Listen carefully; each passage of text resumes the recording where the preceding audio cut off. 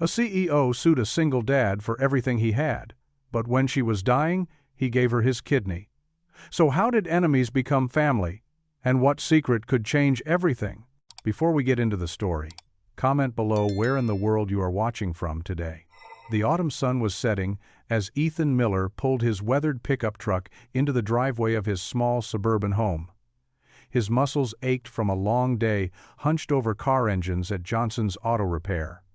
Grease still stained his calloused hands despite scrubbing them clean before leaving work, but there was no time to rest. Lily would be hungry. He grabbed his worn leather work bag and hurried inside, where Mrs. Thompson from next door was helping Lily with her homework at the kitchen table. The elderly woman had been a godsend since Sarah passed away 2 years ago, watching Lily after school while Ethan worked his second job. "Daddy!" Lily's face lit up as she jumped from her chair, her dark curls bouncing as she ran to hug him. Even tired, Ethan couldn't help but smile as he scooped up his daughter. "How's my girl?" he asked, kissing her forehead. "Did you have a good day at school?" "Uh-huh. We learned about butterflies in science class. And I didn't need my inhaler at all today." "That's wonderful, sweetheart." Ethan set her down gently, his heart warming at her enthusiasm despite the familiar worry that always lurked beneath the surface when it came to Lily's asthma. After thanking Mrs. Thompson and seeing her out, Ethan got to work on dinner. The kitchen was small but tidy, with crayon drawings decorating the refrigerator and warm yellow walls that Sarah had picked out years ago. He pulled out a box of macaroni and cheese, not the healthiest meal, but it was Lily's favorite, and he was too exhausted to cook anything elaborate. "Can I help stir, Daddy?" Lily asked, dragging her step stool over to the stove. "Of course you can, Princess." He helped her up and guided her hands on the wooden spoon, watching carefully as she stirred the pasta. The simple moment felt precious. Just the two of them, safe and together.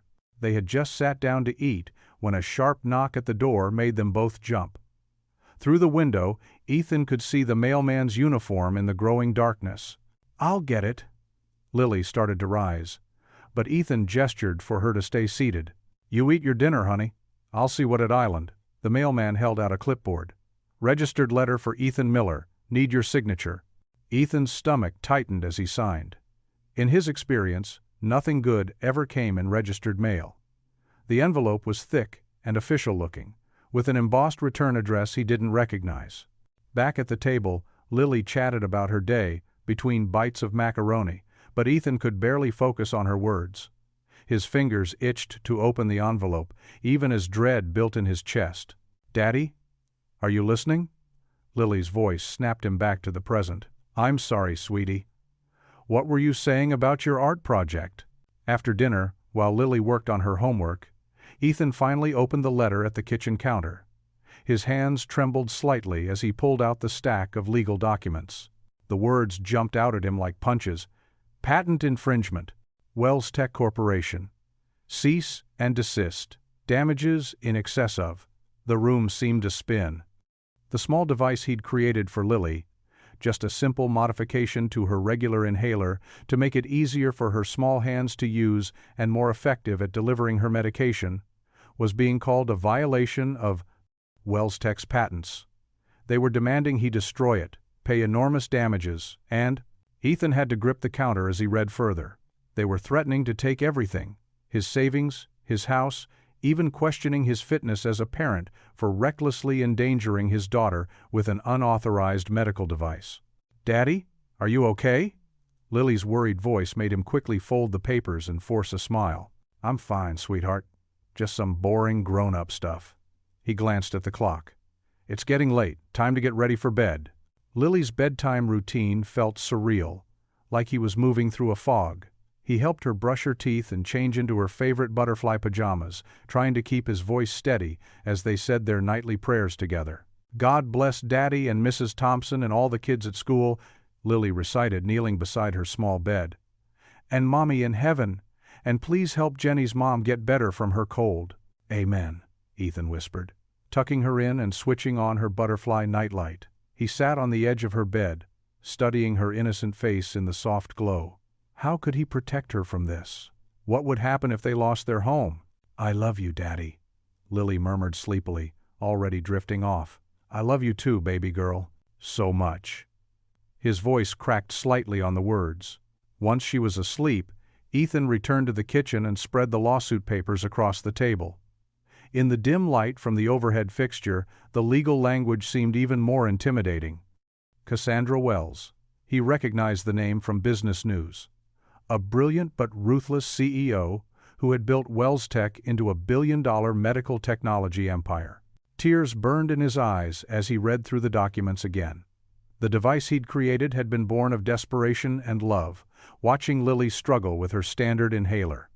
He'd used his mechanical skills and every spare moment between jobs to design something better, something that would help his little girl breathe easier.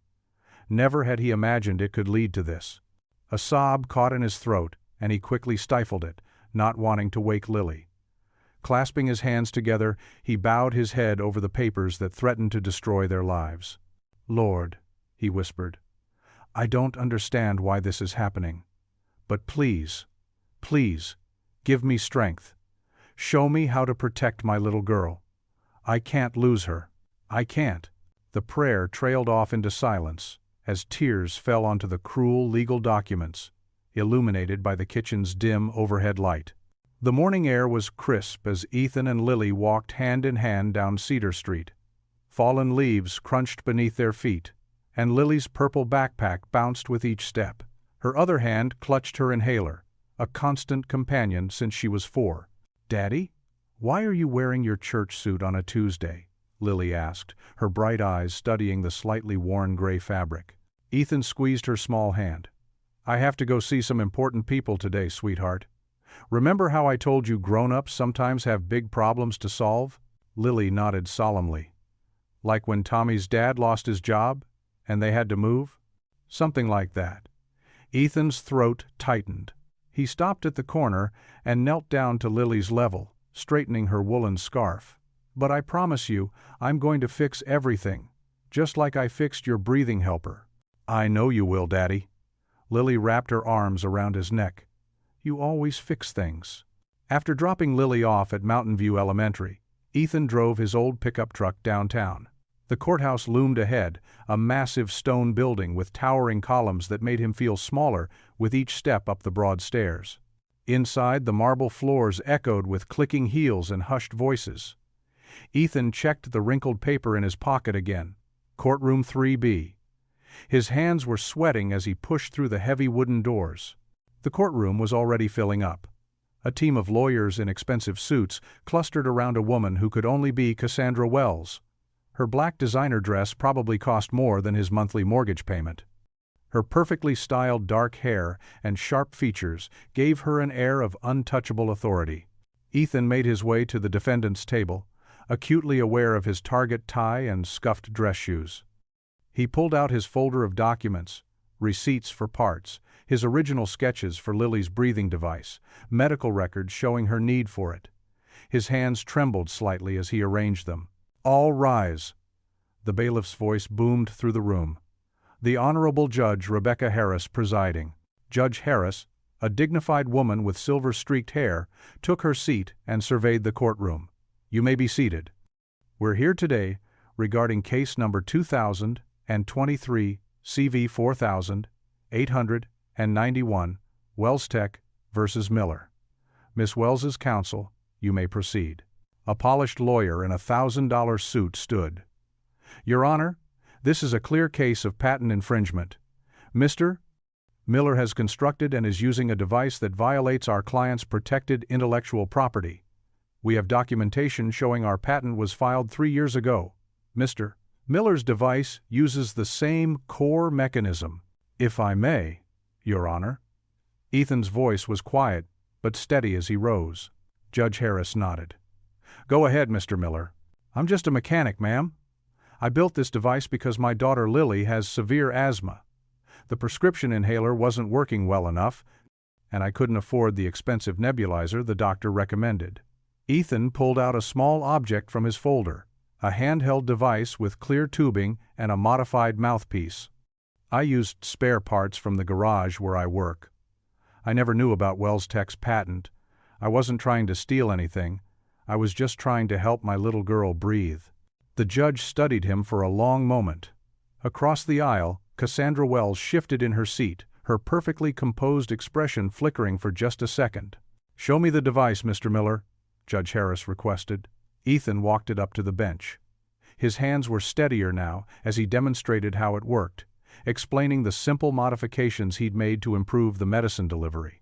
"And this helps your daughter?" the judge asked. "Yes, ma'am. Her attacks have gone down by half since I made it. She can play at recess now. Before, she had to sit and watch the other kids." Judge Harris turned to Cassandra's lawyers. "Does Wells Tech currently manufacture a similar device for consumer use?" "No, Your Honor," one admitted. "The patent is being held for future development." The judge's eyes narrowed slightly.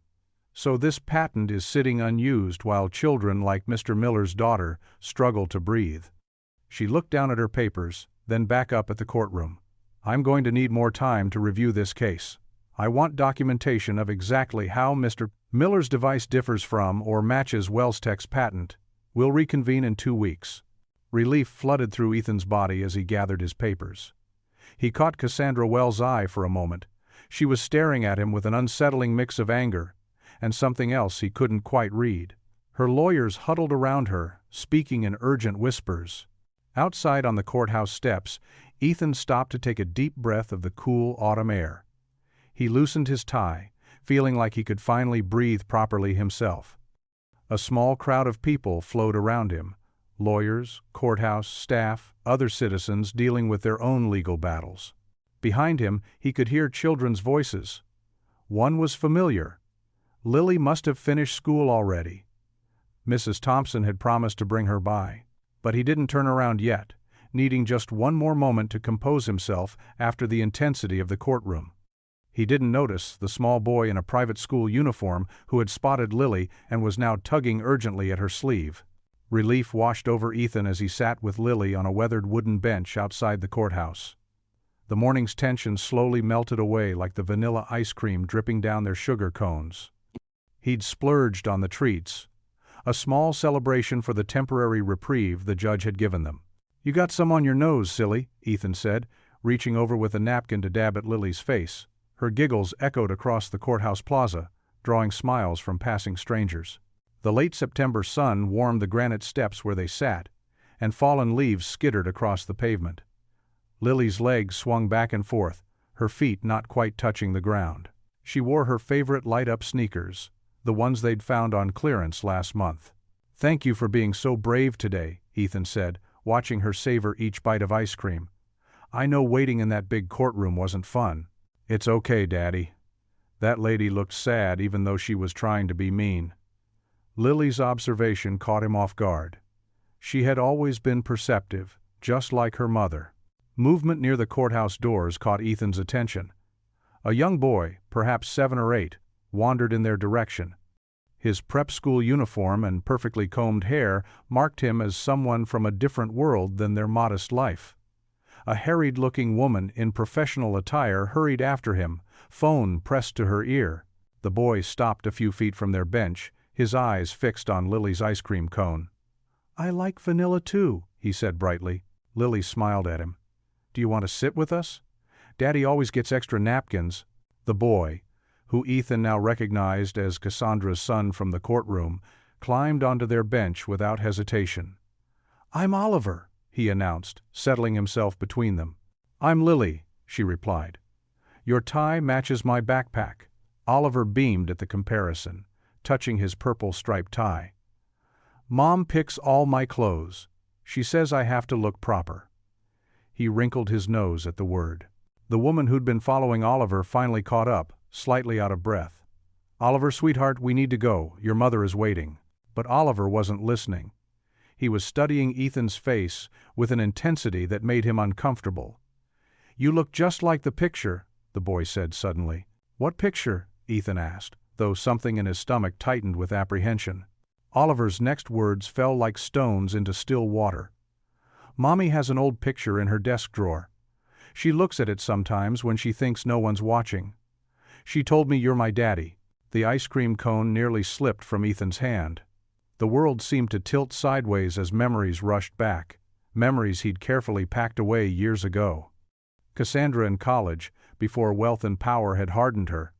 Late nights studying together in the library, her laugh, real and unguarded then. The way she'd disappeared without explanation after spring break of their senior year. The nanny's face had gone pale. "Oliver, that's enough. We're leaving right now." She grabbed the boy's hand, practically lifting him off the bench.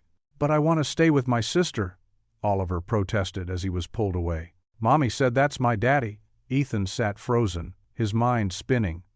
The timing would fit.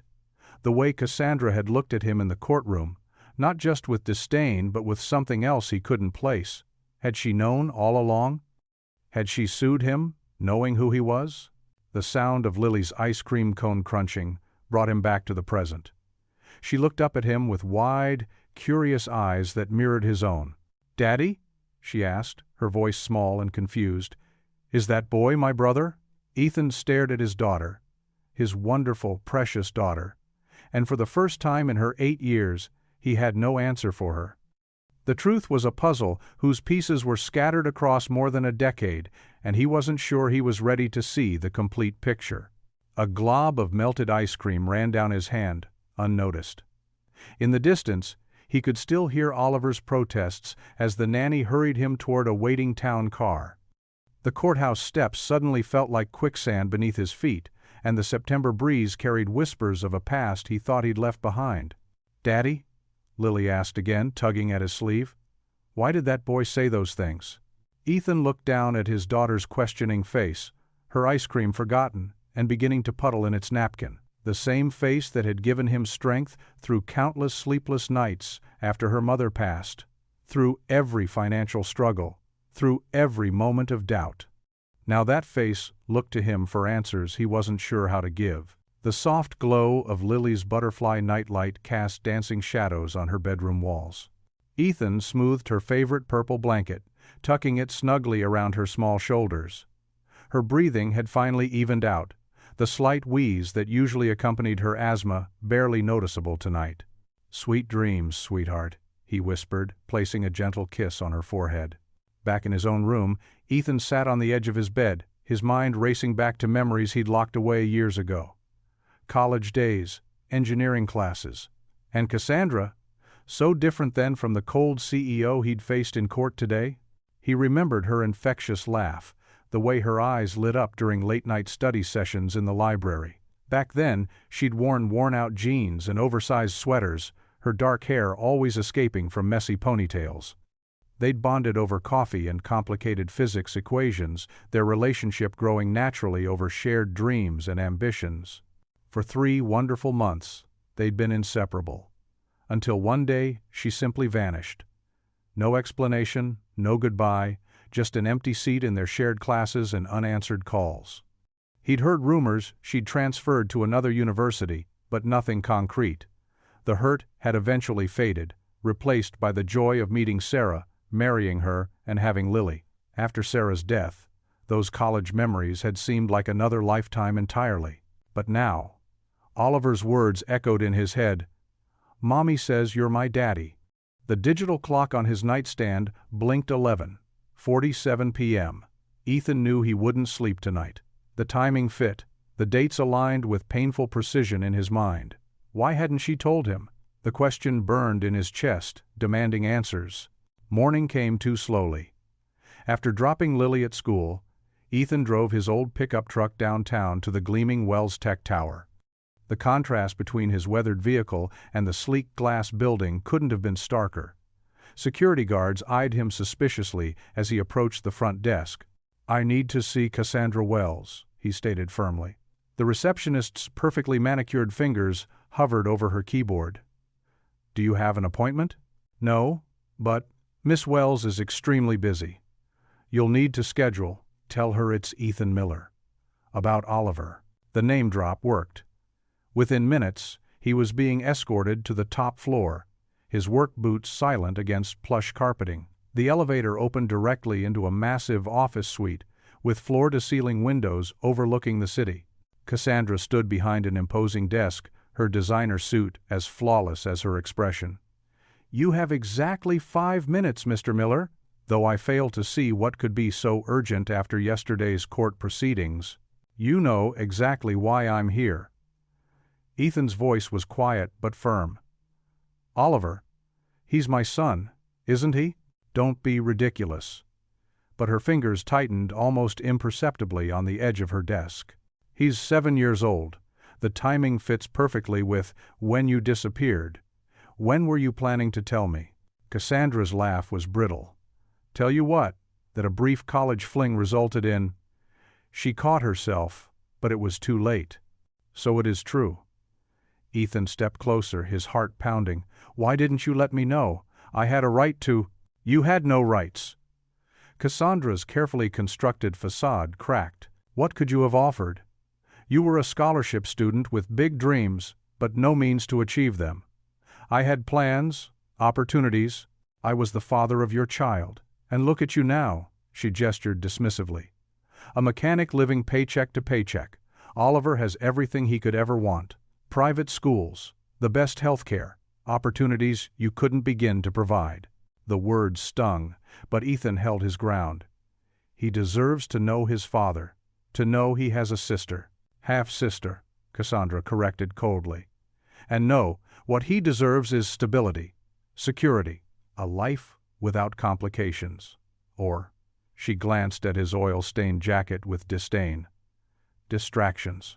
Money isn't everything, Cassandra, you used to know that. Something flickered in her eyes. Pain? Regret? But it vanished instantly. That naive girl you knew in college grew up, Ethan. I suggest you do the same. Now, if you'll excuse me, I have a board meeting. She pressed a button on her desk. Security will show you out. Ethan stood his ground. You can't keep him from me forever. He deserves the truth. What he deserves is what I decide. Cassandra's voice was ice. Remember, Mr. Miller, you're still facing a lawsuit. I suggest you focus on that, rather than dredging up ancient history. 2 security guards appeared at the office door. Ethan allowed them to escort him to the elevator, his mind churning with anger and hurt. The Cassandra he'd known in college would never have been this cruel, this calculating. What had happened to change her so completely? In the vast marble lobby, he turned for one last look at the elevator he'd just left. Through the crowd of bustling executives and assistants, he spotted Cassandra emerging from a different elevator, likely heading to her board meeting. She took 3 steps forward, then suddenly grabbed the edge of a decorative planter. It was subtle. Anyone else might have missed it. But Ethan saw her stumble slightly, her other hand pressing against her side. The motion was so at odds with her usual perfect poise that it made him pause. Something wasn't right. Ethan stared at the microwave as it hummed, warming up yesterday's spaghetti. The kitchen clock read 7:30 p.m., and the small TV on the counter played quietly in the background. Lily sat at their worn kitchen table, her math homework spread out before her. Dad, can you help me with this problem? She pushed her glasses up her nose, pointing at her worksheet. Sure, sweetie. He smiled, grateful for the distraction from his churning thoughts about Oliver and Cassandra. Just as he leaned over to look at Lily's math, the TV caught his attention. Live from the annual Wells Tech Innovation Gala, announced the reporter. The camera panned across a grand ballroom filled with men in tuxedos and women in sparkling gowns. Crystal chandeliers hung from ornate ceilings, and waiters carried silver trays of champagne. Ethan's breath caught as Cassandra appeared on screen, ascending the stage in a midnight blue evening gown. Her perfectly styled hair gleamed under the spotlights, and diamonds sparkled at her throat. She looked every bit the powerful CEO, but something seemed off. Her face appeared slightly pale despite her makeup, and her steps weren't as steady as they had been at the courthouse. That's the lady from today, Lily observed, abandoning her homework. She looks pretty. Ethan nodded absently, watching as Cassandra reached the podium. She began her speech about Wells Tech's latest innovations, her voice strong and commanding. But halfway through, she gripped the podium tightly, her knuckles turning white. I am proud to announce, she paused, swaying slightly, to announce our newest. Her words slurred, and suddenly her legs gave out. Cassandra crumpled to the floor like a marionette with cut strings. Gasps echoed through the ballroom. The camera shook as people rushed to the stage. Lily grabbed Ethan's hand. Daddy, is she okay? I don't know, sweetheart. He pulled Lily close as chaos unfolded on the screen. Security guards cleared the stage while paramedics rushed forward. The broadcast cut to a commercial, but Ethan couldn't move. 10 minutes later, the news anchor reappeared, looking grave. We have breaking news regarding Wells Tech CEO Cassandra Wells. She has been rushed to Mount Sinai Hospital. We're now going live to our correspondent there. The scene shifted to a reporter standing outside the hospital's emergency entrance. Sources confirm Miss Wells is in critical condition. Doctors have revealed she's suffering from late-stage kidney failure, a condition she's apparently kept private for months. Ethan sank into a kitchen chair, his mind racing. The lawsuit, her pale complexion, the slight stumble he'd noticed earlier. It all made terrible sense now. The coverage continued through dinner. Lily fell asleep on the couch while watching cartoons, but Ethan remained glued to the news. Reports trickled in throughout the evening. Cassandra was stabilized, but critical. She needed a kidney transplant soon. Her medical team was testing family members and close associates for matches. At 10:30 p.m., a doctor appeared at a press conference. Miss Wells's condition is serious. Unfortunately, we've tested immediate family members and key staff, but we haven't found a suitable match. Time is of the essence. Ethan looked at Lily curled up on the couch, her chest rising and falling peacefully. The small medical device he'd invented to help monitor her breathing sat on the coffee table, the very invention that had brought Cassandra's lawsuit. He thought about Oliver, the little boy who shared his eyes, who might lose his mother just as Lily had lost hers. Standing up, Ethan walked to the window. The night was clear, stars twinkling above their small suburban street. He remembered his late wife's words when she was sick. Everything happens for a reason, Ethan. God's plan isn't always clear, but it's always there. He turned back to look at Lily, sleeping soundly despite all the turmoil of the day. The woman who was suing them, who had hidden his son from him for years, who represented everything he struggled against, she was dying. And he might be able to help. Ethan knelt beside the couch, gently stroking Lily's hair. "What if God put me here for this reason?" he whispered, his words barely audible in the quiet room. The hospital corridor buzzed with nervous energy as Ethan made his way through the maze of white halls. Men in expensive suits rushed past, their phones pressed to their ears, talking in urgent whispers. He recognized them from the courtroom, Cassandra's board members and legal team. "This is a PR nightmare," one man in a pinstripe suit hissed into his phone. "The stock is already down 12%.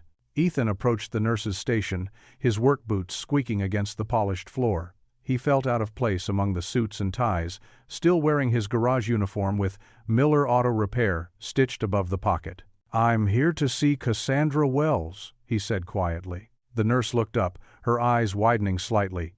"Are you family?" Before Ethan could answer, a tall doctor in a white coat hurried over. "Mr. Miller? I'm Dr. Chen. We've been expecting you." He gestured for Ethan to follow. As they walked, "Doctor," Chen explained Cassandra's condition. "Her kidneys are failing rapidly. Without a transplant soon, her chances aren't good. We've tested her entire executive team, but no matches." They stopped outside a private room where 2 security guards stood watch. Through the window, Ethan could see Cassandra lying in bed, looking smaller and more vulnerable than he'd ever seen her. Gone was the powerful CEO who'd threatened to destroy him in court. Her skin was pale, dark circles under her eyes. "Mr. Miller," Dr. Chen said, "would you be willing to be tested? Given your past connection, there's a possibility." Ethan nodded without hesitation. "Of course." The next hour was a blur of blood draws and tests. Ethan sat in a small exam room, rolling down his sleeve after the final vial was taken. Dr. Chen burst in, his eyes wide with excitement. "It's remarkable," he said. "You're a perfect match, better than we could have hoped for." Ethan felt his heart skip. Dr. Chen continued, explaining the risks of donation, the surgery, recovery time, potential complications. But Ethan barely heard him. His mind was on Lily, on Oliver, on the strange turns life could take. When he entered Cassandra's room, her eyes fluttered open. Recognition crossed her face, followed by confusion. "What are you doing here?" Her voice was weak, barely above a whisper. "I'm here to help," Ethan said simply. One of her board members, a stern-faced woman in a charcoal suit, stepped forward. "Miss Wells doesn't need—" "I'm a match," Ethan interrupted quietly. "A perfect match, actually." The room fell silent. Cassandra's lips parted in shock. "But why would you? After everything?" The door opened, and a small voice called out, "Daddy!" Lily rushed in, still wearing her backpack from school. Mrs. Jensen, their elderly neighbor who watched her after school, followed apologetically. "I'm sorry, Ethan. She insisted on coming when she heard where you were." Lily stopped short when she saw Cassandra in the hospital bed. Her eyes grew wide behind her glasses. "Are you sick?" she asked. Cassandra nodded weakly. "Yes, sweetheart." Lily turned to her father, her face serious. "Daddy, are you going to help her?" Ethan knelt down to his daughter's level. "I can give her one of my kidneys, but it's a big surgery, honey. I might be in the hospital for a while." "Like when I had to stay here for my asthma?" Lily asked. "Something like that." Lily's small hand found his. "You should help her, Daddy. That's what you always tell me. We should help people even when they're not nice to us." Tears pricked at Ethan's eyes.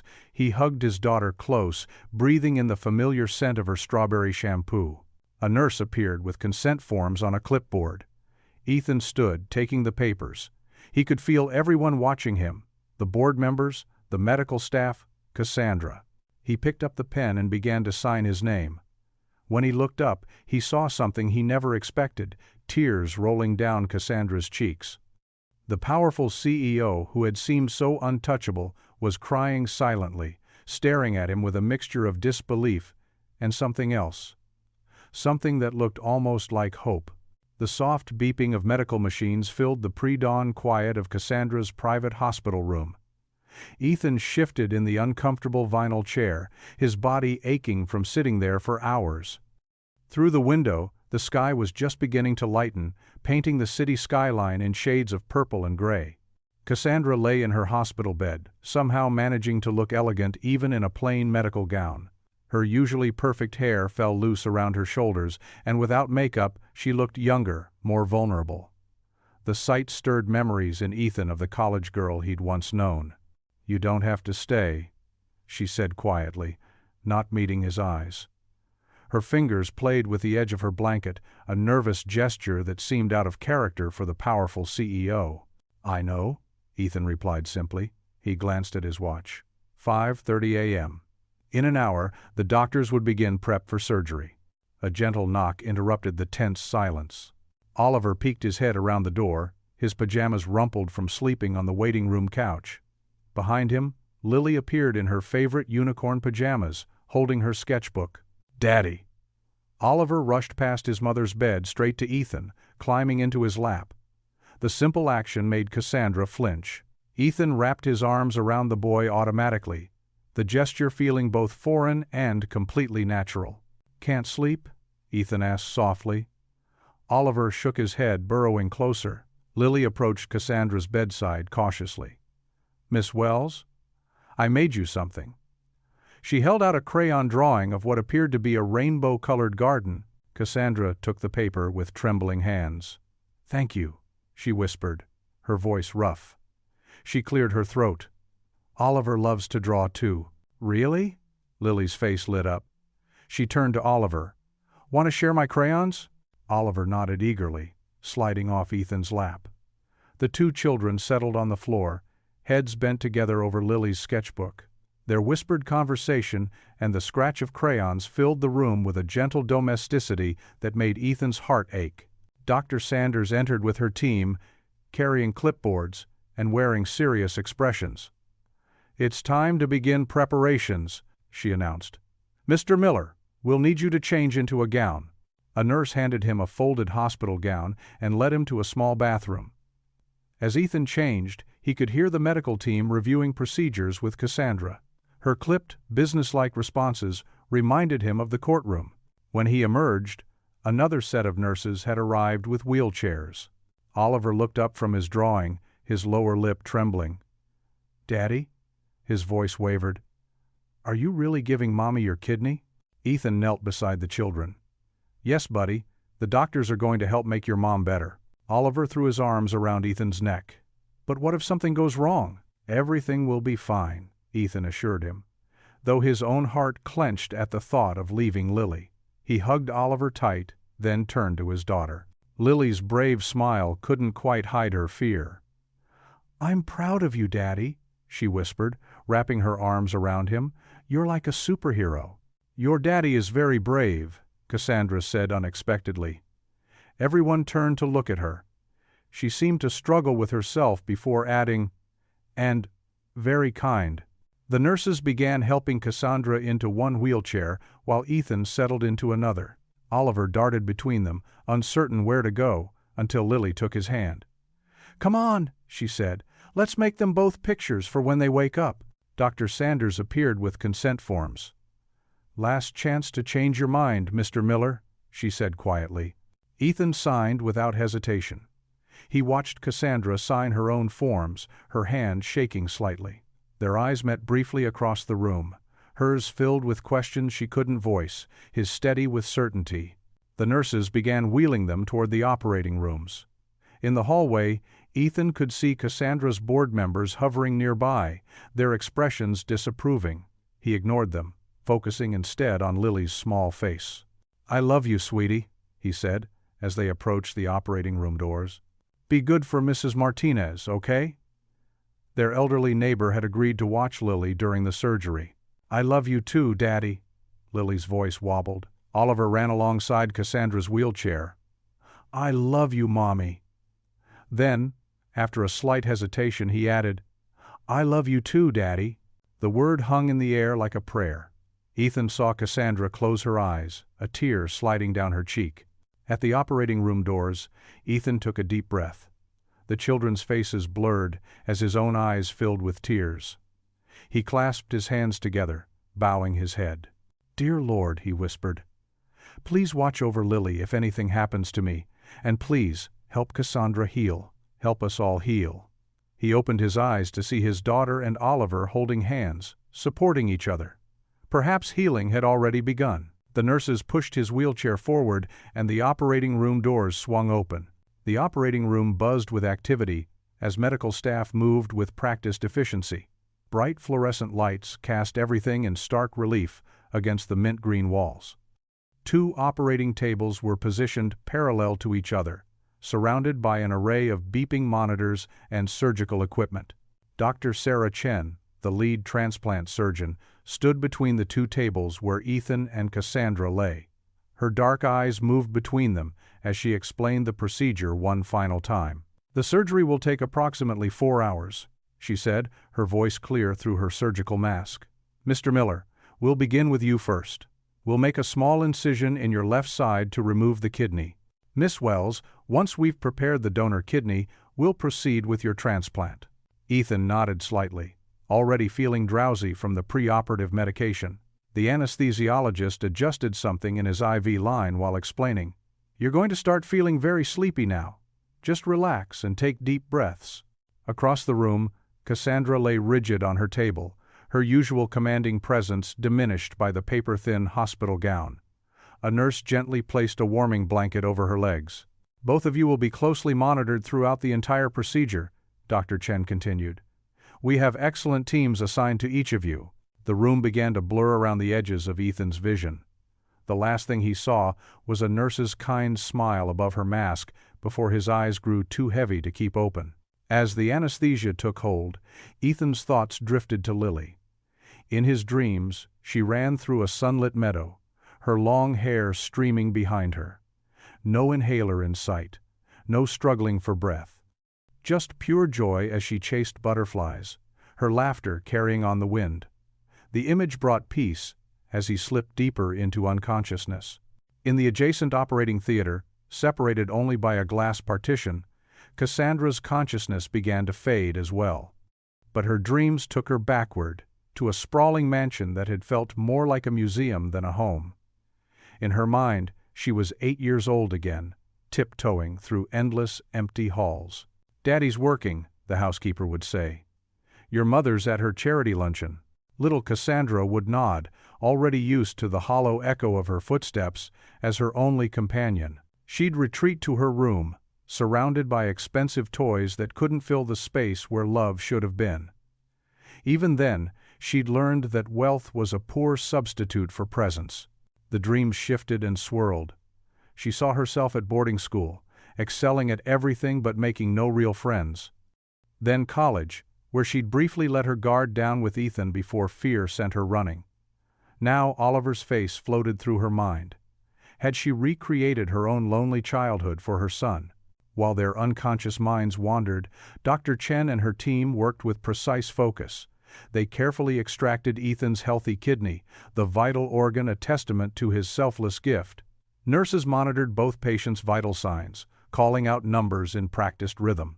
BP holding steady, oxygen saturation normal, heart rate regular. The hours passed in the methodical dance of modern surgery. Dr. Chen's hands moved with sure confidence as she prepared to place Ethan's kidney into Cassandra's body. The organ's pink health stood in stark contrast to Cassandra's failing kidney. Beginning anastomosis, Dr. Chen announced, referring to the delicate process of connecting blood vessels to the transplanted kidney. The tension in the room peaked as she worked with microscopic precision. Outside in the waiting room, Lily and Oliver had fallen asleep on adjacent chairs, their small hands clasped together. A social worker kept watch, while the children's drawings lay scattered around them, crayon illustrations of what appeared to be 4 people holding hands. Back in the operating room, the procedures entered their final stages. The surgical team closed Ethan's incision with neat sutures, while in the adjacent theater, Dr. Chen made the last careful adjustments to ensure Cassandra's body would accept its gift. Starting to bring them up, the anesthesiologists announced almost simultaneously. Slowly, carefully, they began the process of withdrawing the anesthesia. Cassandra surfaced first, awareness returning in fragments.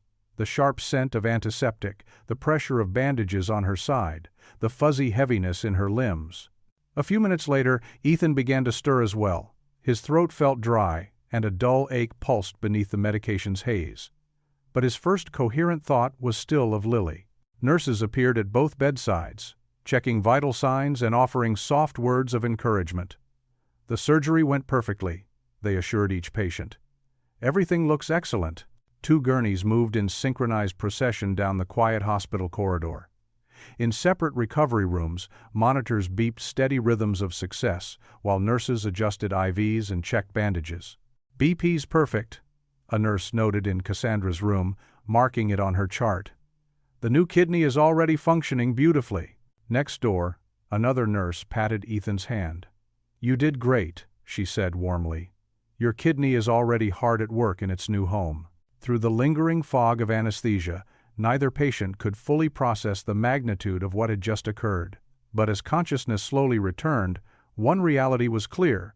They had both survived, and something profound had changed between them forever. The morning sun began to peek through the hospital windows, painting the recovery rooms in soft golden light. In separate beds, both patients drifted in and out of healing sleep while their bodies began the work of recovery. The successful surgery marked not just a medical victory, but the first step on a path neither had expected to walk together. Ethan's eyes fluttered open to a world of soft, beeping and muted colors. The hospital room came into focus slowly. Cream walls, morning light filtering through Venetian blinds, the gentle hum of medical equipment. His side ached dully where the surgeons had worked, but he was alive.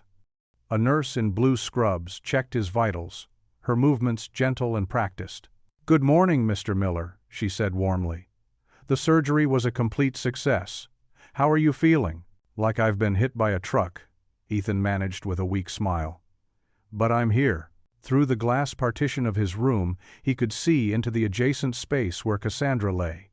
Her usually perfect hair was tousled against the white pillow, her face pale but peaceful. The mighty CEO looked smaller somehow, more human in the standard-issue hospital gown. The days that followed took on a gentle rhythm. Every afternoon, Lily would burst into the recovery ward with her backpack full of art supplies, Oliver trailing close behind. The children had developed a swift and earnest friendship, unburdened by the complicated history between their parents. "Daddy, look what we made," Lily would exclaim, holding up colorful drawings. Today's masterpiece showed 4 stick figures holding hands, 2 tall, 2 small, standing before what appeared to be a rainbow-colored house. "That's beautiful, sweetheart," Ethan said, his heart squeezing at the hopeful scene his daughter had created. Oliver, usually shy, proudly displayed his own artwork to Cassandra. "See, Mommy? That's all of us together." Cassandra's eyes met Ethan's across the space between their rooms, a flash of vulnerability crossing her face before she looked away. The awkward conversations began during their shared physical therapy sessions. At first, they exchanged only necessary pleasantries, the weight of their past hanging heavy between them.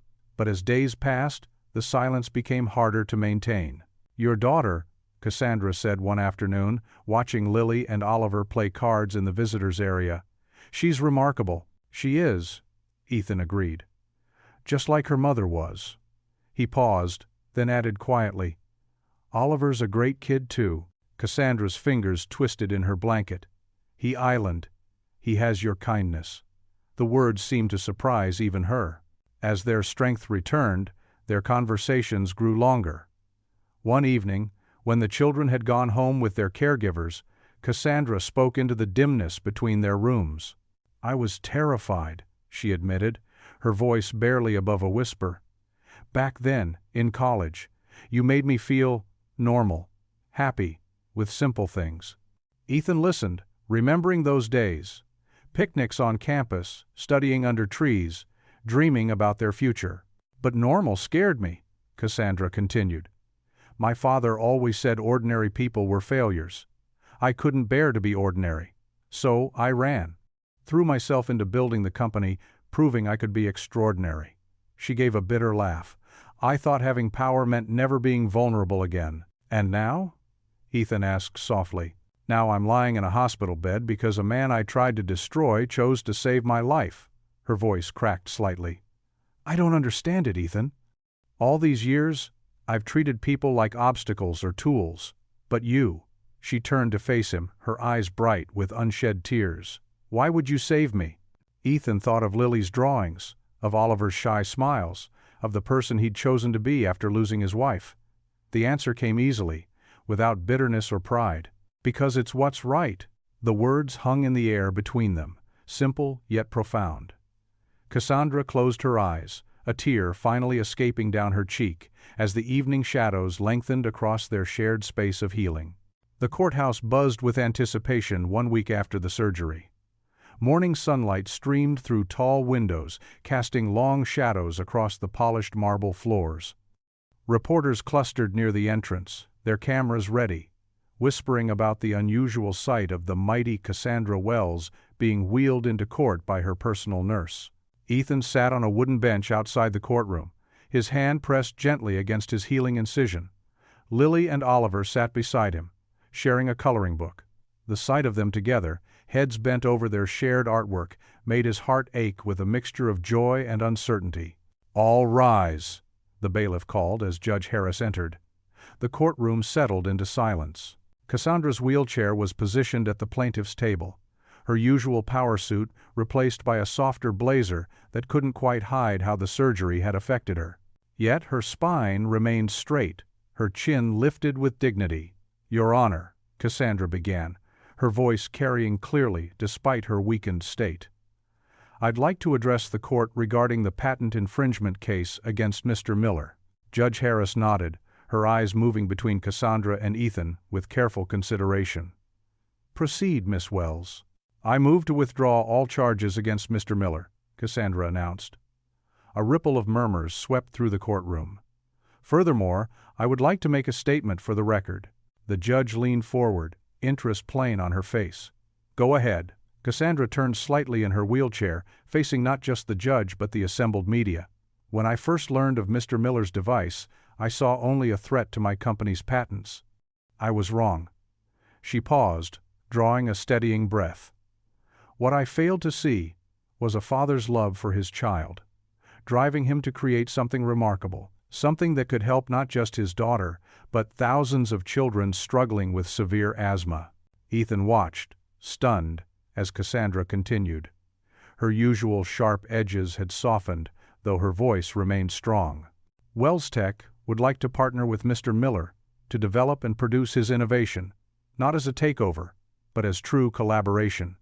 His insight as both inventor and parent is invaluable. She turned to face Ethan directly. We can help more families together than either of us could alone. Judge Harris's face showed approval. Mr. Miller, would you approach the bench? Ethan stood carefully, mindful of his healing wound, and walked forward. The judge studied him with kind eyes. Do you accept Miss Wells's proposal to withdraw the lawsuit and enter into a partnership? Ethan glanced at Lily, then at Oliver, before looking at Cassandra. Yes, Your Honor, I do. Then, by the power of this court, this case is dismissed with prejudice. Miss Wells, Mr. Miller, I commend you both on finding a solution that serves not just yourselves, but the greater good. The reporters erupted with questions, but Judge Harris quickly restored order. As the courtroom cleared, Ethan found himself standing near Cassandra's wheelchair. Thank you, he said simply. She gave him a small, genuine smile. Would you join me in the hospital atrium tonight? The doctors say I should try walking more, and there's something I'd like to discuss. Later that evening, the hospital atrium was transformed by darkness. Moonlight filtered through the glass ceiling, creating patterns on the floor. A few safety lights cast a soft glow, making the space feel intimate despite its size. Cassandra stood carefully, one hand on her nurse's arm for support. She had changed into a simple dress, looking more human than Ethan had ever seen her. May I have this dance? She asked quietly, extending her hand. Ethan hesitated only a moment before accepting.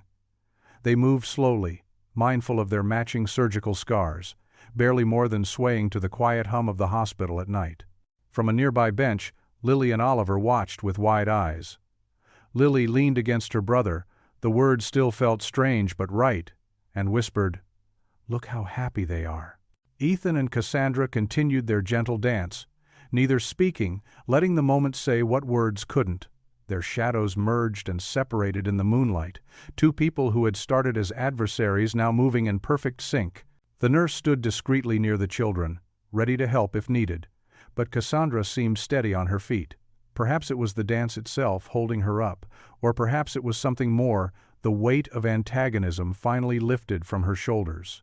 They turned slowly under the atrium's glass ceiling, the stars visible above them. In this quiet moment, surrounded by their children's watchful eyes and the soft sounds of healing, they weren't CEO and mechanic, plaintiff and defendant, or even donor and recipient.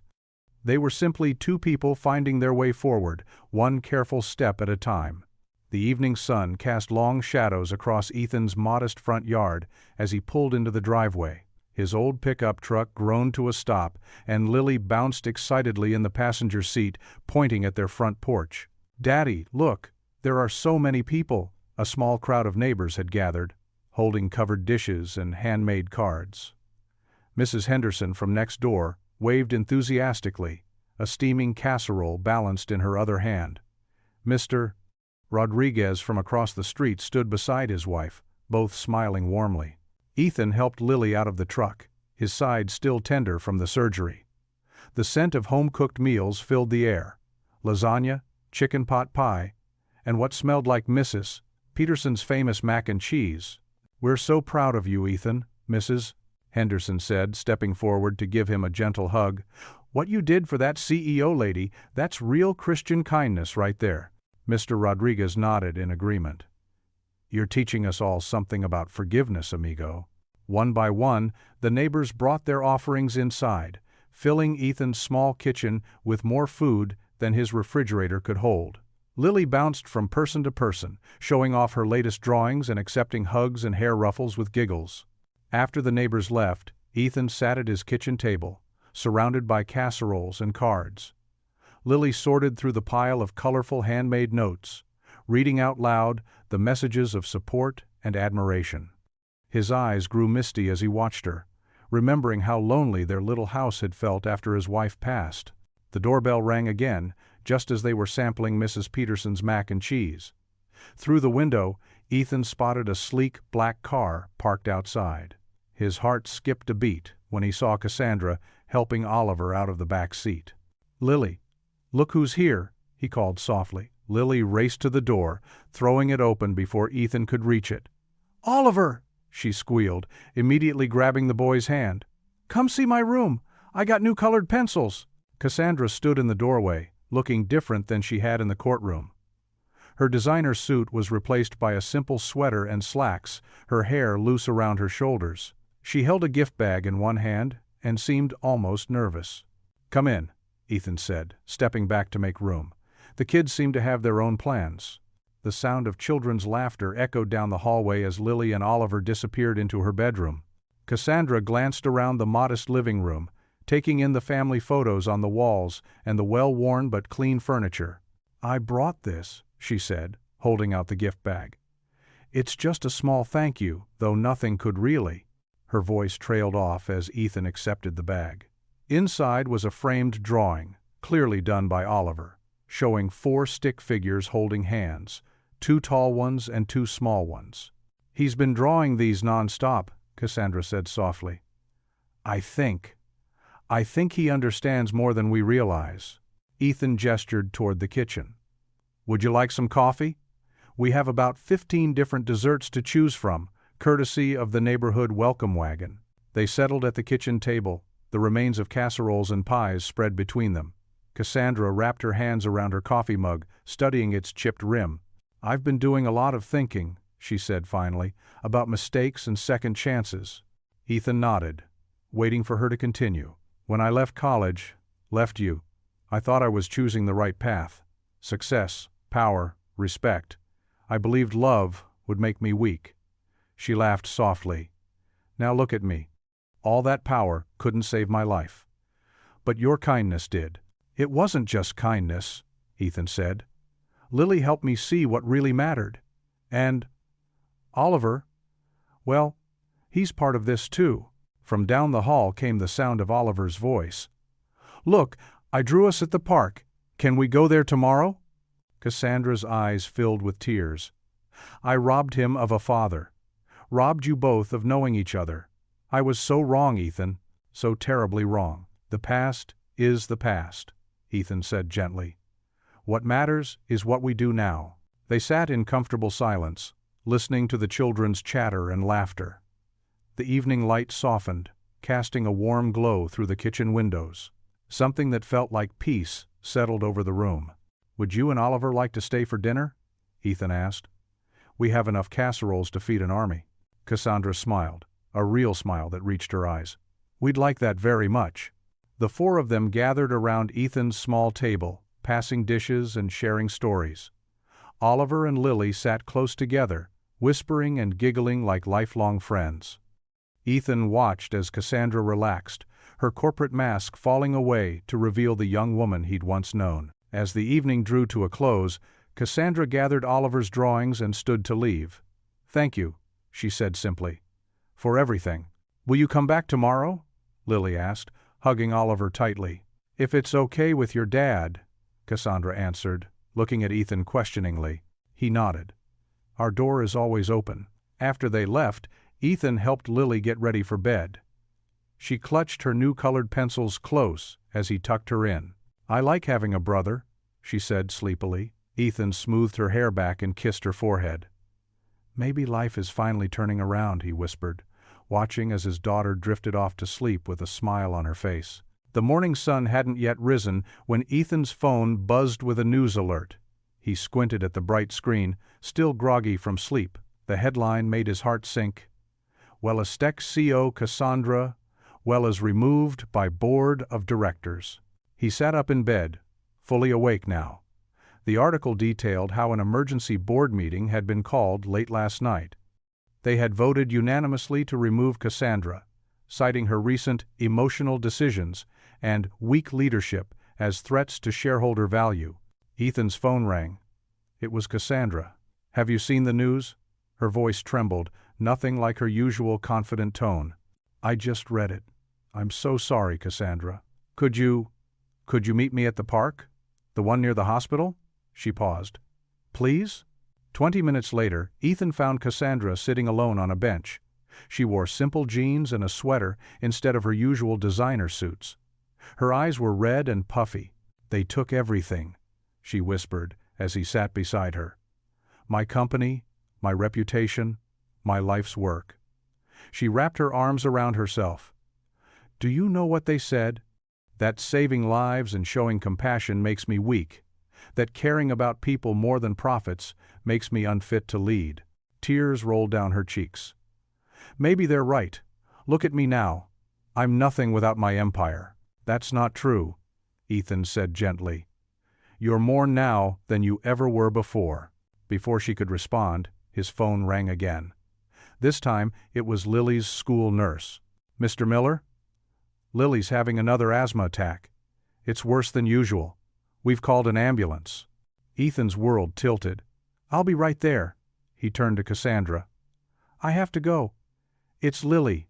I'm coming with you, she said, wiping her eyes. They reached the hospital just as Lily was being wheeled into the emergency room. Her small face was pale, her breathing labored despite the oxygen mask. Ethan ran alongside the gurney, holding her hand. Stay with me, sweetheart. Daddy's here. Hours passed in the waiting room. Cassandra stayed, making calls to find the best specialists. Finally, Dr. Matthews emerged with a grave expression. Mr. Miller, we need to talk. He led them to a quiet consultation room.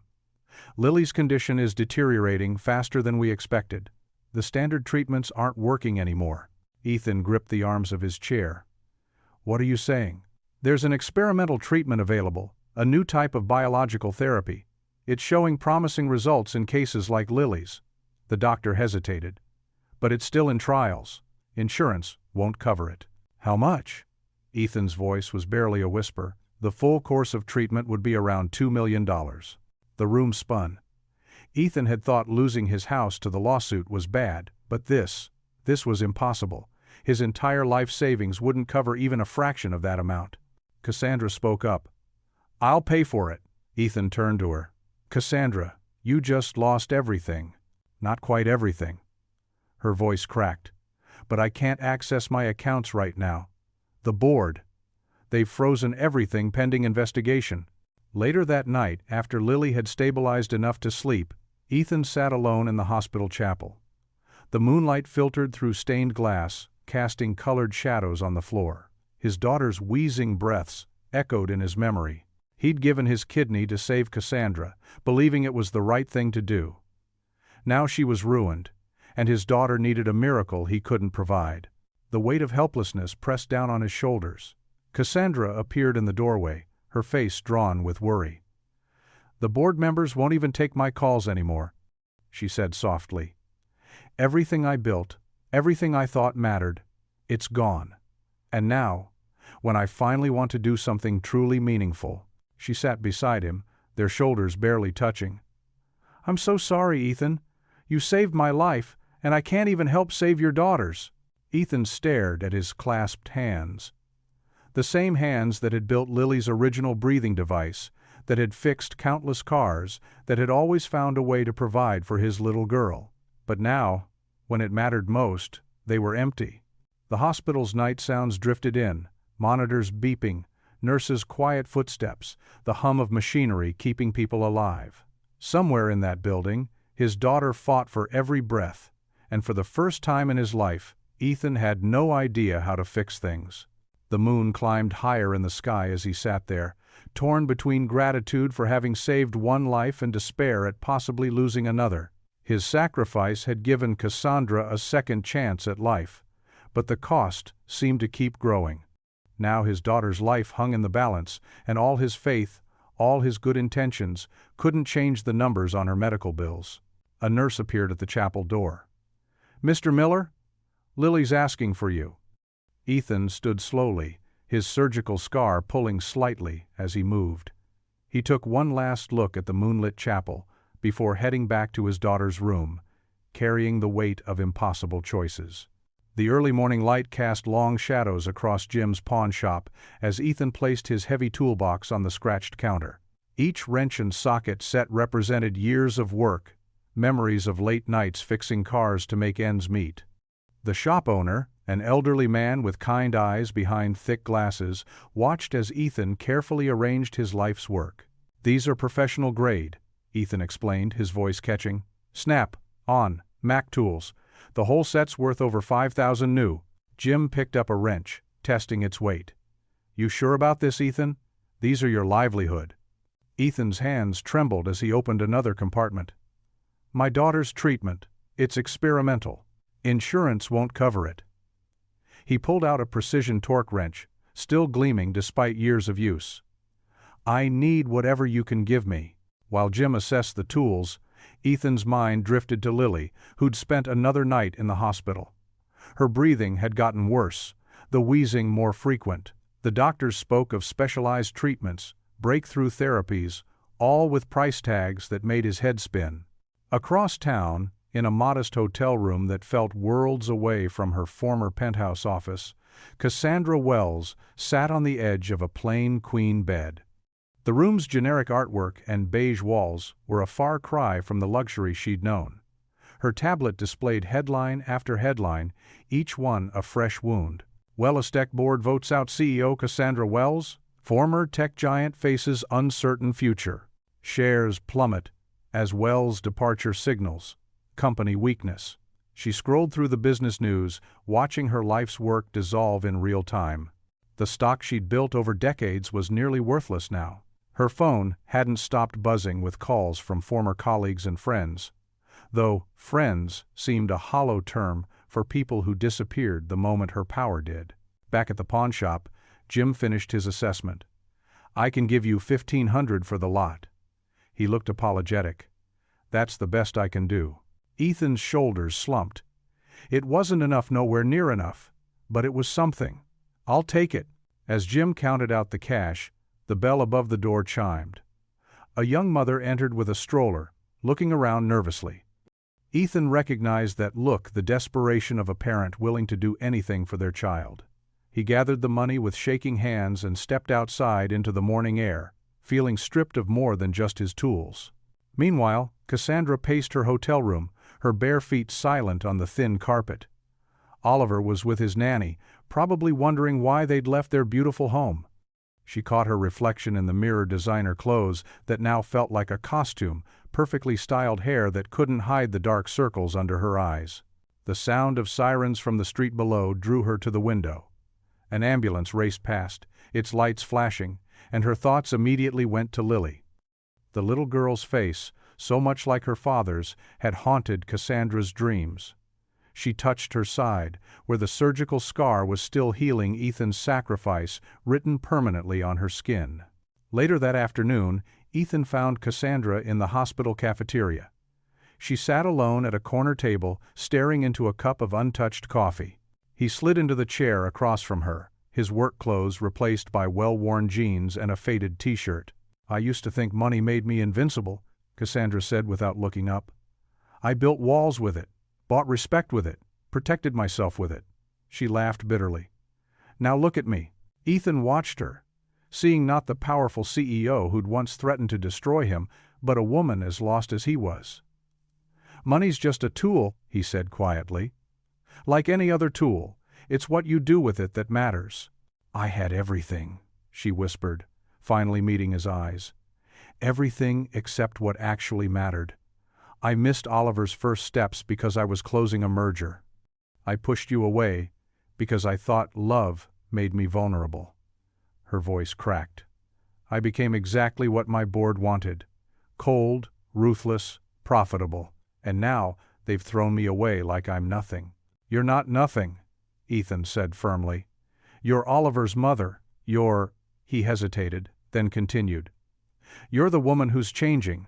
That's worth more than any company. Cassandra's hands clenched around her coffee cup. I watched you give up your kidney for me after everything I did to you. I watch you now, selling everything you own for Lily. Tears spilled down her cheeks. How do you stay so strong? I'm not strong, Ethan admitted, his voice rough. I'm terrified.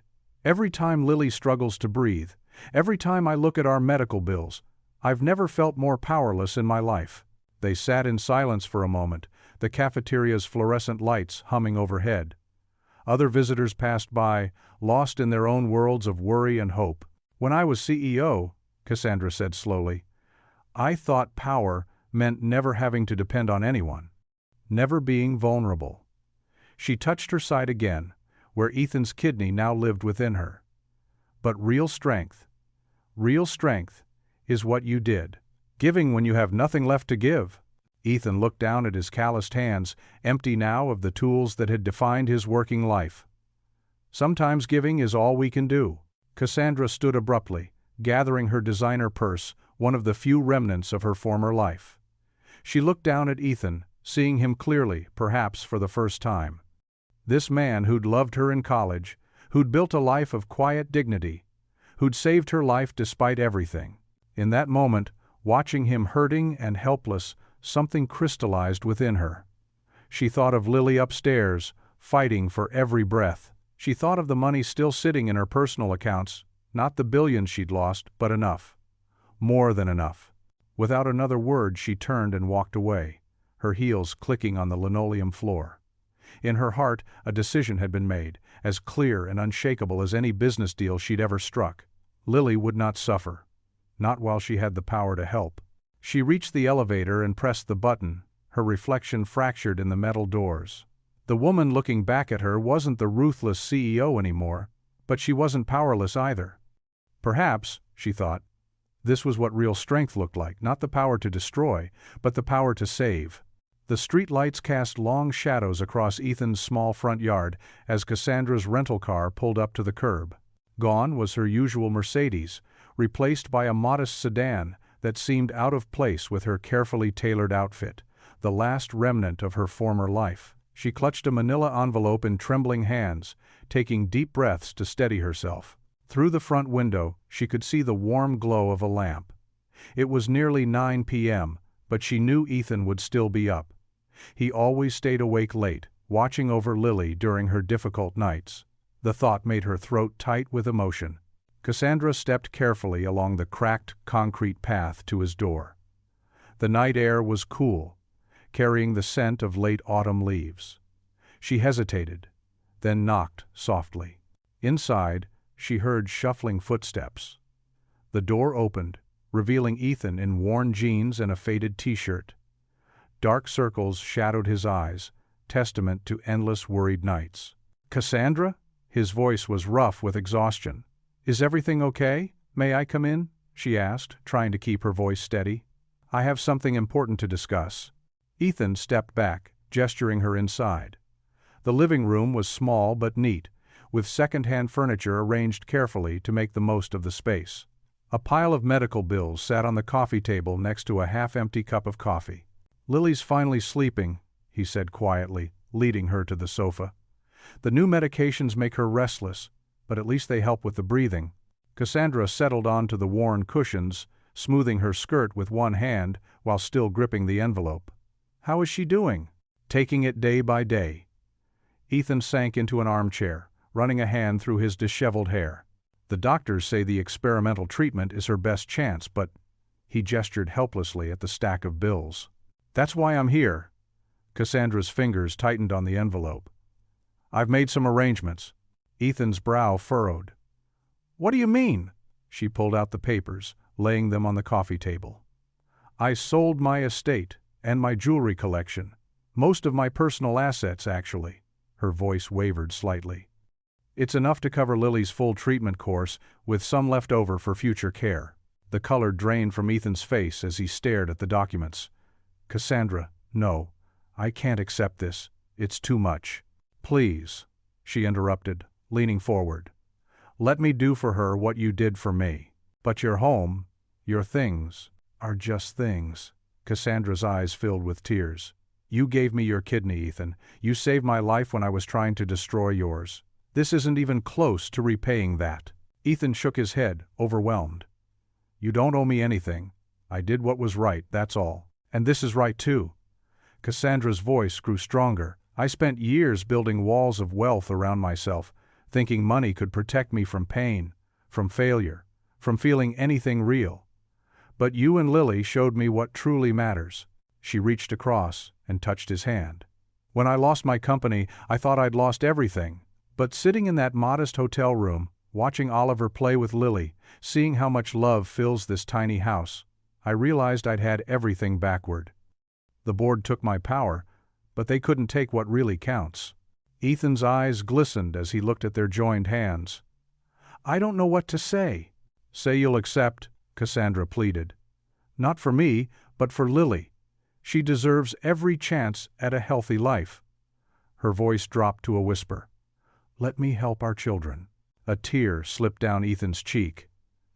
"Our children," he repeated softly. "I never thought I'd hear you say that." "Neither did I." Cassandra smiled through her own tears. "But here we are." Ethan looked again at the papers, then at Cassandra's face, no longer the cold mask of a CEO, but open and vulnerable and real. He stood slowly, pulling her to her feet. "Thank you," he whispered, drawing her into a tight embrace. "Thank you." Cassandra melted into his arms, letting out a shaky breath. For the first time in as long as she could remember, she felt truly, completely human. In this modest living room, holding the man whose life she'd nearly ruined, she finally understood what wealth really meant. They stood there for a long moment, sharing the weight of gratitude and grace, while outside the autumn wind rustled through leaves and somewhere upstairs, their daughter slept peacefully, dreaming of better days to come. The hospital waiting room buzzed with quiet activity as morning sunlight streamed through tall windows. Ethan sat in one of the worn blue chairs, his shoulders tight with anxiety. Next to him, Cassandra held a paper cup of coffee, her fingers tracing its rim absently. The distance between them had shrunk over the weeks, both physically and emotionally, until their shoulders nearly touched. Oliver burst through the waiting room doors, clutching a bright bouquet of yellow daisies and pink carnations. His small face beamed with excitement. "Can I give them to her now? Please?" Cassandra smoothed his rumpled shirt. "Let's wait until after her treatment, sweetheart. She'll need something cheerful to look at then." The boy nodded, carefully setting the flowers on a nearby table before climbing into the chair between Ethan and Cassandra. He swung his legs, humming softly. "How long will it take?" he asked, looking up at Ethan. "About 2 hours," Ethan replied, checking his watch for the 10th time. "The doctor said this new medicine is special. It'll help Lily breathe better." Through the window of the treatment room, they could see Lily sitting up in bed, her thin frame dwarfed by medical equipment. She caught sight of them and waved, her smile bright despite the IV in her arm. Oliver waved back enthusiastically.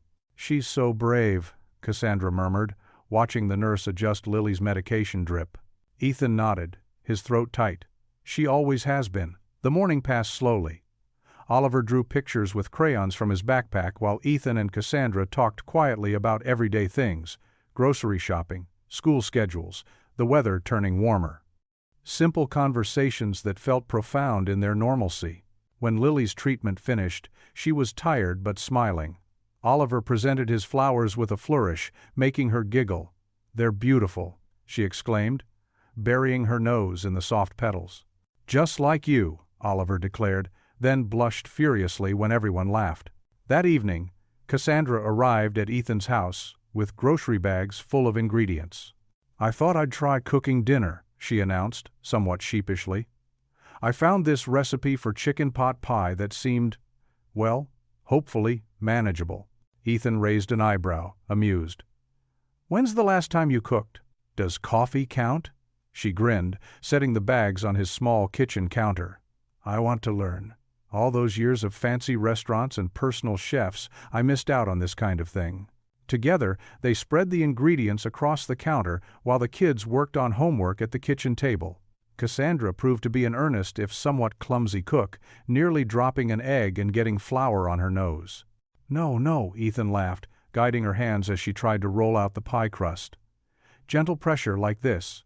His fingers covered hers, showing her the right motion. Neither mentioned how natural it felt to stand so close. "Daddy, can we help?" Lily called from the table. "Come wash your hands first," he replied. Soon all 4 of them crowded around the counter. Oliver measured vegetables while Lily stirred the filling carefully. Cassandra's perfectionist tendencies emerged as she meticulously crimped the pie crust edges, her tongue stuck out in concentration.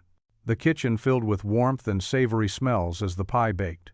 They set the table together, using Ethan's mismatched plates and faded placemats. Cassandra arranged Oliver's flowers in an old mason jar as a centerpiece. "It looks perfect," Lily declared, admiring their handiwork. When the timer dinged, they gathered around the table. Steam rose from the golden brown crust as Ethan served each plate. Cassandra watched nervously as everyone took their first bites. "It's delicious," Oliver announced through a full mouth.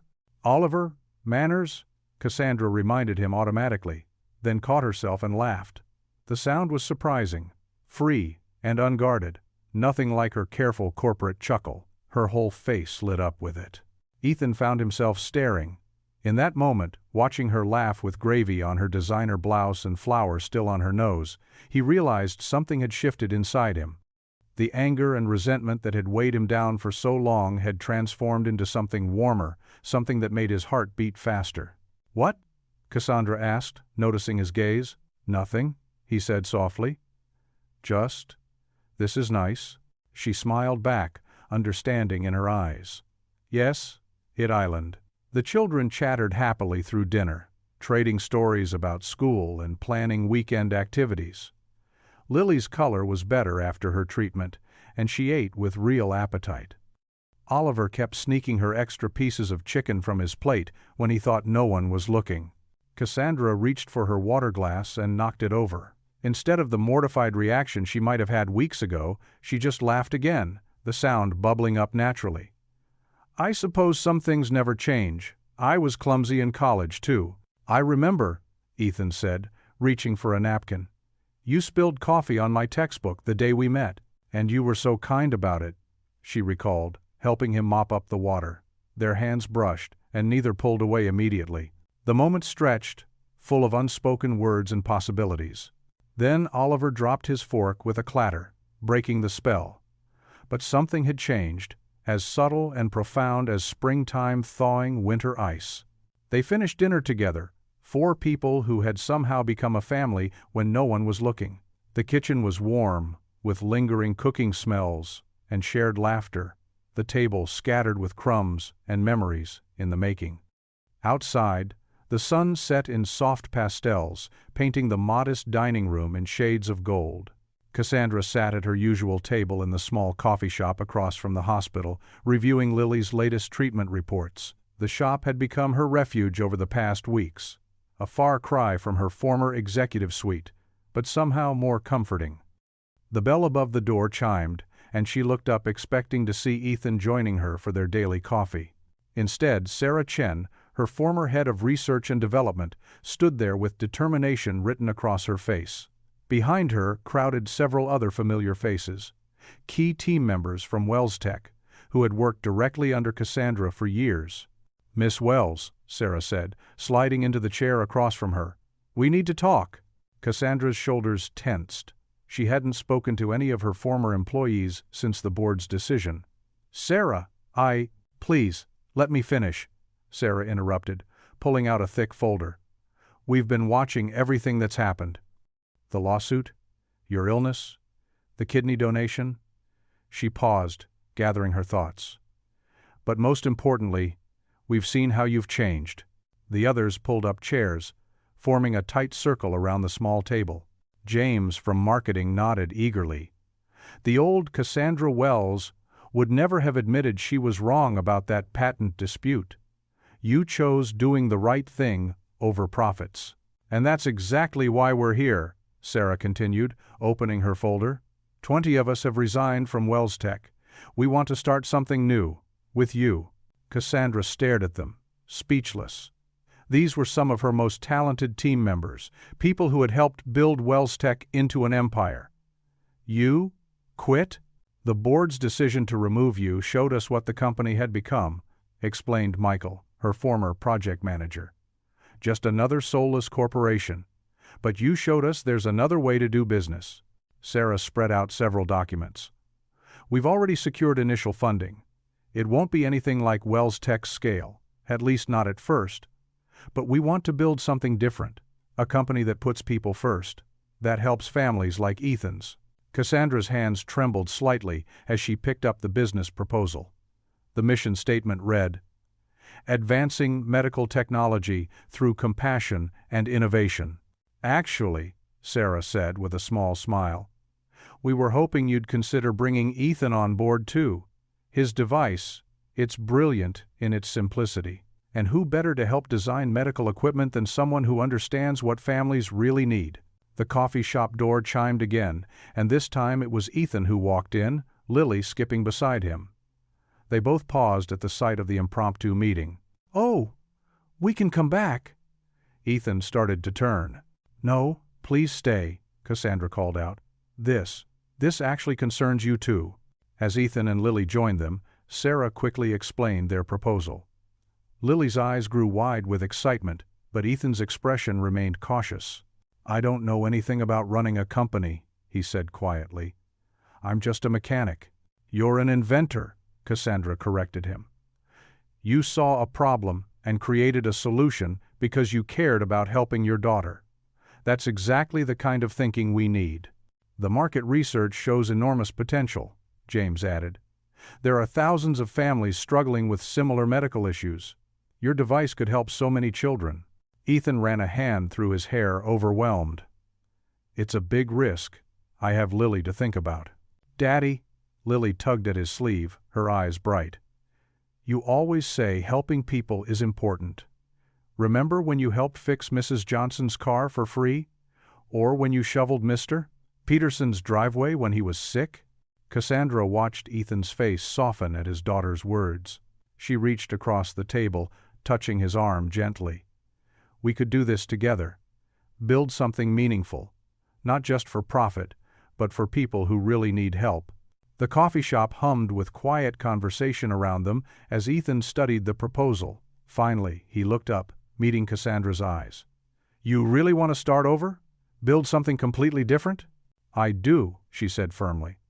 "These past weeks have taught me what truly matters. Money, power, they mean nothing without purpose." Sarah pulled out one final document, a partnership agreement. "We've already got office space lined up. Small, but it's a start. What do you say?" Ethan looked at Lily, who nodded enthusiastically. Then he turned to Cassandra, a slow smile spreading across his face. "Well, I suppose someone needs to keep you from turning into a corporate tyrant again." Cassandra laughed, a genuine warm sound that still surprised her sometimes. She held out her hand across the table. "Partners?" Ethan's hand clasped hers firmly, his calloused palm against her softer one. "Partners." Around them, Sarah and the others broke into applause, causing other coffee shop patrons to turn and smile.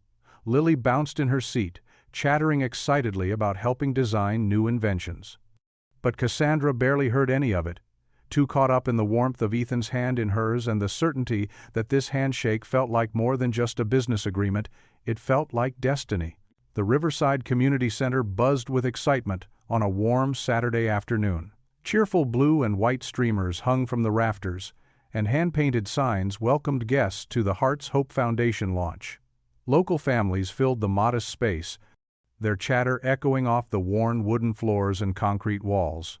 Ethan adjusted his tie, the same one he'd worn to court months ago, as he watched Lily and Oliver arrange paper flowers on the refreshment table. The sight of them working together, giggling and whispering secrets, still amazed him. Near the entrance, Mrs. Rodriguez from next door set out her famous empanadas, while other neighbors carried in homemade dishes, turning the event into an impromptu potluck. "Is this too informal?" Cassandra whispered, appearing at his side. She wore a simple blue dress, no designer labels or flashy jewelry. Her fingers fidgeted with the note cards in her hands. "It's perfect," Ethan assured her, taking her hand. "These are real people with real stories, just like us." The microphone squeaked as Dr. Chen, their first board member, called everyone to attention. "Welcome, everyone.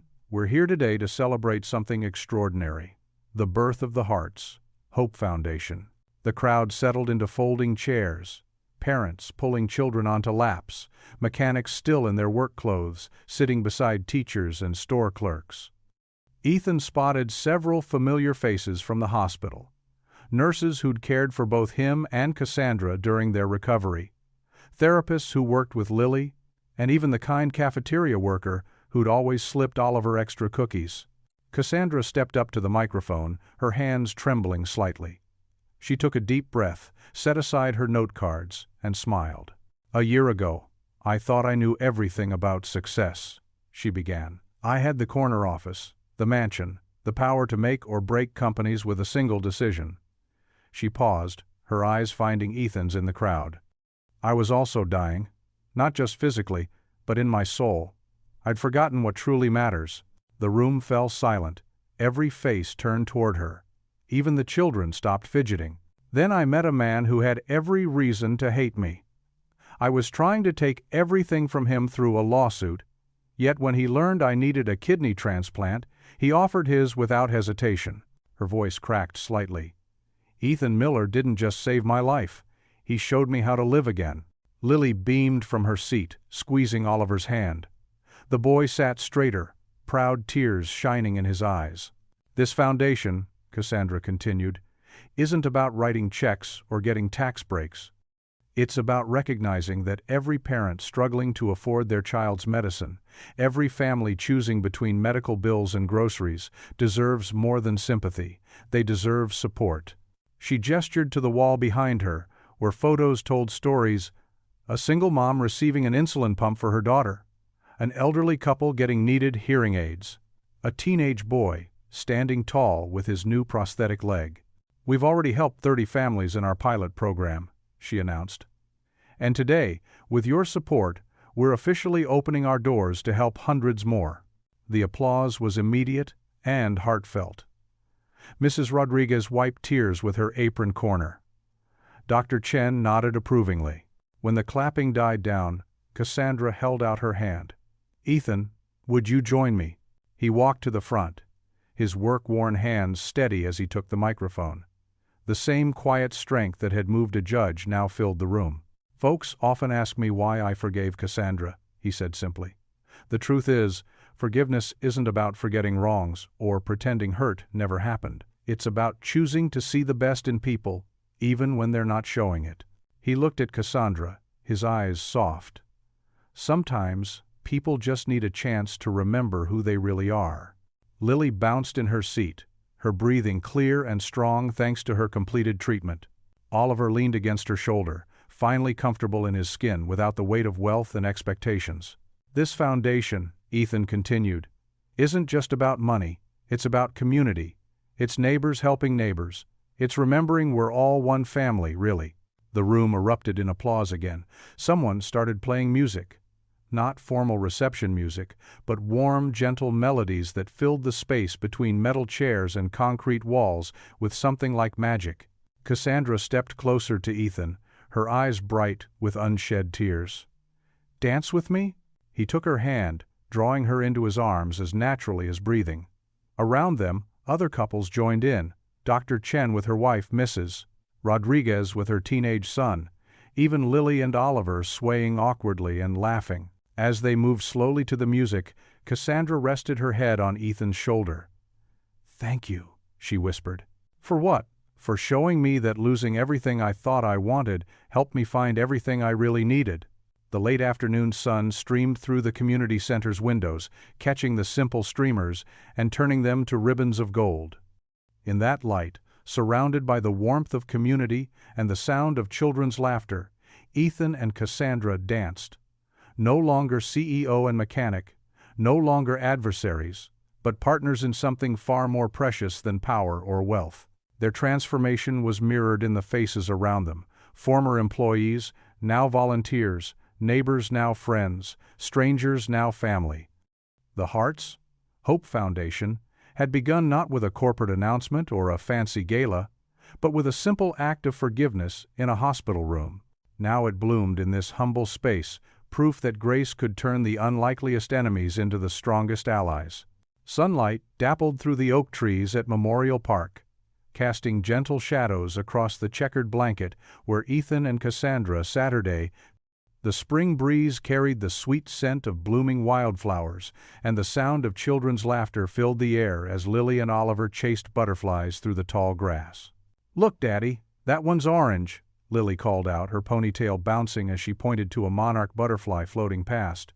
Her cheeks were flushed with excitement, and her breathing was steady, the new treatment working its magic. "Be careful not to catch them," Cassandra reminded the children with a soft smile. Just watch how beautiful they are when they're free." Oliver nodded seriously, his dark curls, so much like Ethan's, falling into his eyes. "Mom, did you know butterflies taste with their feet?" he asked, demonstrating by tiptoeing through the grass. Ethan watched as Cassandra's eyes lit up at her son's words. Gone was the stern CEO who had once terrified boardrooms. In her place sat a woman in jeans and a simple blouse, her bare feet tucked under her, a paper plate of strawberries balanced on her lap. "I never had picnics growing up," Cassandra said quietly, picking up a strawberry but not eating it. "Father was always working, and Mother believed outdoor meals were beneath us." She laughed softly, but there was an old hurt in her voice. Ethan shifted closer on the blanket. "What about college? Too busy proving myself, building my empire." She shook her head. "I thought having everything meant owning everything. I was so wrong." A butterfly landed on a nearby dandelion, and they watched it in comfortable silence. The children's giggles provided a joyful backdrop to their conversation. "You know," Cassandra continued, "that mansion I sold, 32 rooms, marble everywhere, a staff of 12. It never felt like home. Not once." She gestured to their simple picnic spread: ham sandwiches, potato salad, fresh fruit, and cookies. Lily had helped bake that morning. "But this feels like home." Ethan understood. His own journey from anger to forgiveness, from loss to love, had taught him that life's richest moments often came disguised as its simplest ones. "Mom! Dad!" Oliver called out. "Can we go see the ducks?" He pointed toward the small pond where several mallards were swimming lazy circles. "Please," Lily added, already heading that way with Oliver. "Stay where we can see you," Ethan called back, watching as the children raced toward the water's edge, their shadows stretching behind them in the late afternoon Sunday. Cassandra leaned back on her elbows, face tilted toward the warmth. "Sometimes I wonder what would have happened if I hadn't gotten sick," she mused. "If I'd stayed that person, the one who sued a single father over a device he made to help his daughter breathe." "God works in mysterious ways," Ethan said softly. He thought about all the broken pieces of his life, losing his wife, struggling to raise Lily alone, facing financial ruin, and how they had somehow been rebuilt into something stronger, more beautiful than he could have imagined. "When Sarah died," he continued, his voice thick with emotion, "I thought that was it. That life would always feel incomplete. But look at them." He nodded toward their children, who were now tossing bits of bread to the ducks. "Look at us." Cassandra reached over and squeezed his hand. Her fingers, once adorned with expensive rings, were now bare except for a simple silver band, a gift from Ethan last month. "You saved my life twice, you know," she said. "Once with your kidney, and once with your forgiveness." The sun began its descent toward the horizon, painting the sky in brilliant strokes of pink and gold. Long shadows stretched across the grass, and a cool evening breeze rustled the leaves overhead. Lily and Oliver came running back, their faces glowing with happiness. "The ducks ate all our bread," Lily announced, flopping down onto the blanket. "And one of them followed us," Oliver added, settling himself in Cassandra's lap. Ethan looked at them all, his daughter, whose health was finally stable, Oliver, the son he never knew he had, and Cassandra, whose transformation from enemy to family still amazed him. He reached for her hand, and she intertwined her fingers with his. "Group hug," Lily declared, throwing her arms around both adults. Oliver joined in immediately, and soon they were all tangled together, laughing and holding each other close. The sun dipped lower, casting its warm golden light over the family. A family united not by convenience or circumstance, but by choice, by sacrifice, by forgiveness, by love. What would you do if you were in their place? Comment your answer below, and let's see how you'd rewrite the ending. If you enjoyed the story of Ethan Miller, I handpicked the next story that you will enjoy. Please don't miss this one. Click here to watch it.